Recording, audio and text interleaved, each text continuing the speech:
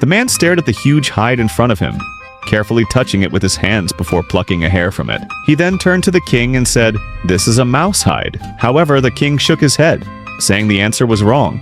Another man pulled out a magnifying glass, studied the hide closely, and then said, "This is an ant's hide." The king was disappointed again.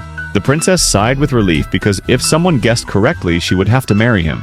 Next, a gentleman stepped forward. When the princess saw him, she secretly felt pleased. But after observing the hide, the gentleman still guessed wrong, and the princess immediately felt disheartened. Just then, a wild man suddenly walked up, sniffed the hide, and said, "This is a flea's hide." The king was stunned. He never expected the wild man to be the one who guessed correctly. It turned out that a few years ago, while the princess was playing music in the palace, a flea suddenly appeared in the king's hand. Watching it hop around in his palm, the king was so amused that he lost interest in listening to his daughter's music. In his curiosity to study the flea, the king immediately left the scene. Back in his study, he pricked his finger